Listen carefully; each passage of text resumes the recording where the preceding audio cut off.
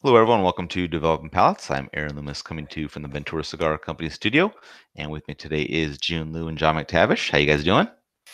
Not bad. I love coming back from warm places to cold places. It is my favorite thing in the world. Nice. I'm back. So, since John is a hostage in his new environment, we'll talk about the Providencia Hostage. It's a Toro 6x52. Comes out of the La Pequeña Vega factory in Honduras.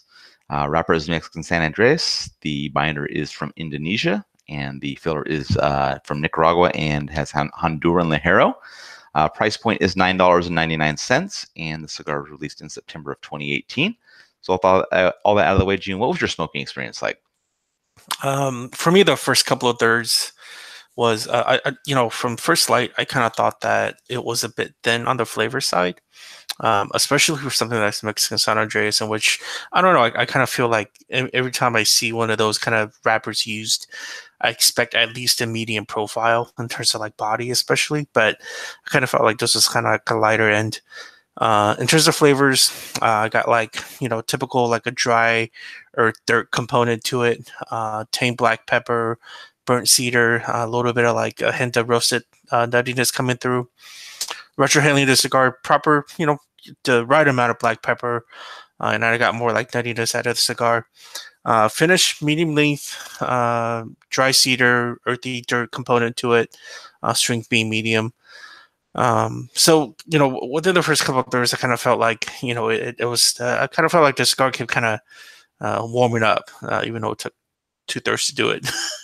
uh, but within the last third, I thought that it finally became kind of better and perhaps good. I felt like the flavors deepened much more. I got more spice component out of it, of the black pepper. It became like I got more of that roasted nuttiness, toasted wood, even like a dry barnyard to it. And then, I kind of felt like, the body finally kind of moved up to that proper medium side. And also the strength kind of surprisingly kicked up to medium full. But in terms of construction, I thought the burn and draw was absolutely perfect. So no complaints there. How about you, John? What were your thoughts on the cigar? I'm actually quite surprised to hear this is Mexican San Andres because I would not have pegged it on Mexican San Andres. Maybe Mexican San Andres in the binder, but like for me, the first and middle third were kind of the best, with the cigar kind of hitting the peak point at the middle third. Flavor in the first third started out really slow, kind of like June said. Looking at the wrapper, is a bad indication of where a cigar is going to go, but nosing it, I kind of got the impression it was going to come out of the gate with huge flavors, and it really didn't. A little bit of dry cedar, light spices, light earth, a little bit of leather and cedar, but all of that was just very light. And then chocolate kind of developed about halfway through the middle third. And then I would say near the end of the middle third, the light spices kind of intensified. But, I don't think it at any point got over medium. It was really just, medium minus. And then in the middle third, that's when the cigar kind of took off for me. Baking spices and earth shot through the roof. And I would say it was like medium plus. So it was, really intense, really fast. Chocolate flavor came through more intense as well. And then it kind of fell off sort of in the bottom half of the middle third. It's still pleasant, just not as intense, which is probably for the best. And then the last third really fell off entirely for me. Light cedar, really nothing else, like a little bit of background spice, a little bit of background leather, but like really nothing to remark on.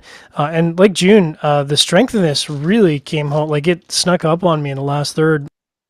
And I love Ligero for breakfast, but this is like a medium plus. Like you think you're about to win the boxing match, and the guy just gets you with a haymaker, and it's like, whoa, where did that come from? That's kind of where the nicotine hit me in the last third here. In terms of burning construction, I did dock it from our perfect score of amazing to very good. Burn started out really well, and ash is holding on really well up to 2 inches ish. But I ended up having a minor canoe in the first third, which required a touch up. I did let it go, and then another touch up in the middle third. Ash held on well enough actually that I commented that I had to aggressively knock it off in the middle third to not wear it. So, I think the construction warrants a very good in terms of draw. About a half notch into the resistance spectrum. So again, if you're really, really picky about your draws, maybe you dock that. But to me, that's perfectly within the acceptable range of draws. What was your smoking experience like, Aaron?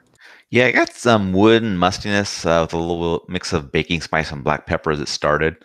About half-inch in, some dry earthiness joined the profile, and the baking spice left. Black pepper was pretty faint in the background, but it had a really long finish to it. About an inch in, the profile is wood, dry earthiness, and mustiness, and the black pepper drops out. Retrohale kind of carries that same profile with the addition of a little bit of black pepper still. And about an inch and a half in, there are slight hints of cocoa that are kind of mixed in between the wood and dry earthiness, and still a little bit of faint black pepper notes. Strength is slightly above medium. And then the second third, the wood gains a fair amount of char.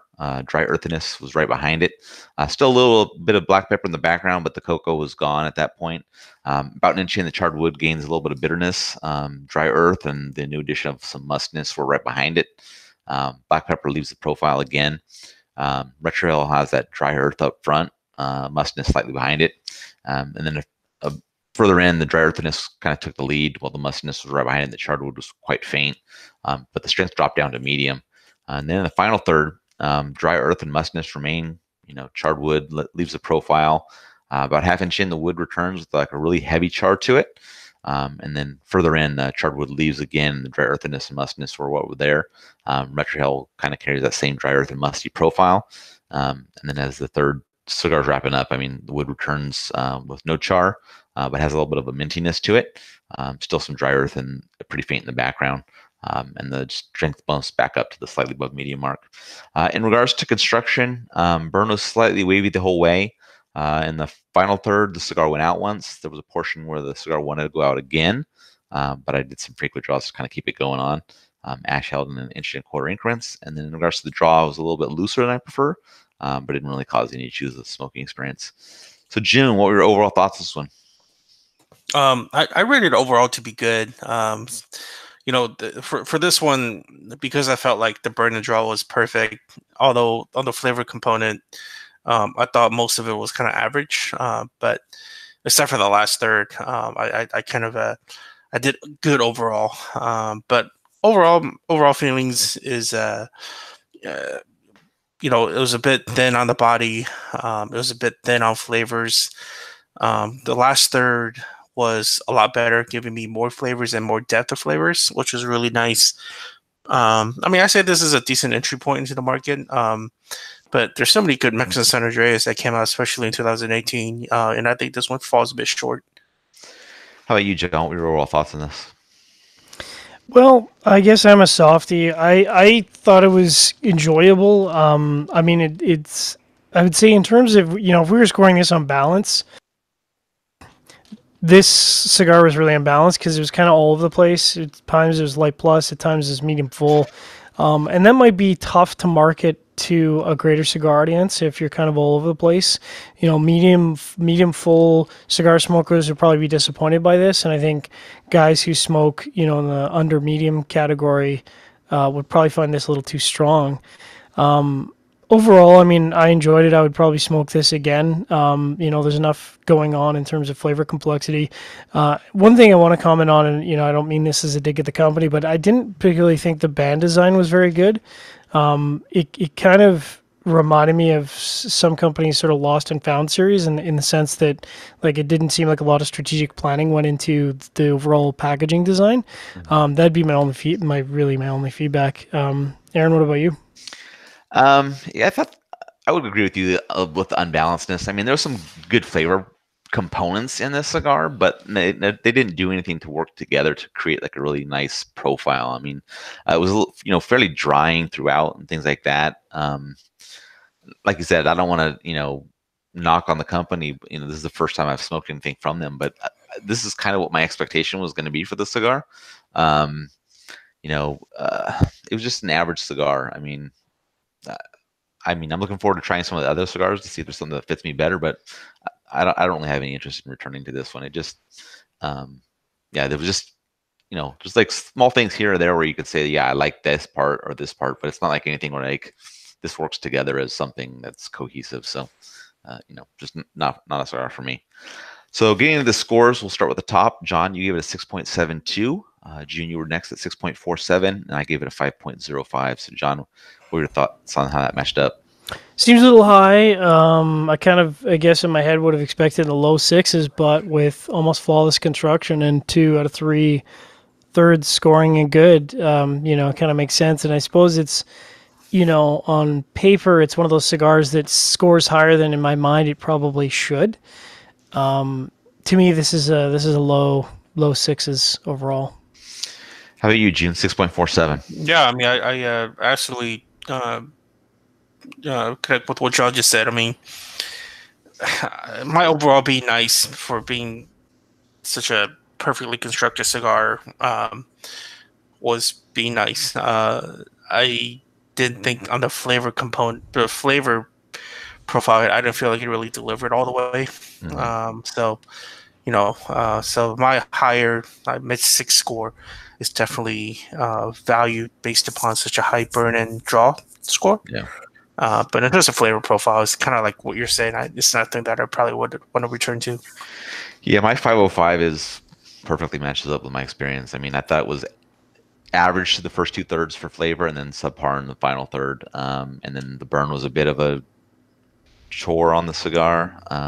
It just finished badly on the burn. I mean, it went out. I had to, puff on it a few times to keep it going. A little bit of a loose draw. It was just there's too many things going against the cigar, so I'd stick to my 505. Any other final thoughts you have on this one? I think I was reading up on their website about this one, and I think this is their limited release. Yeah.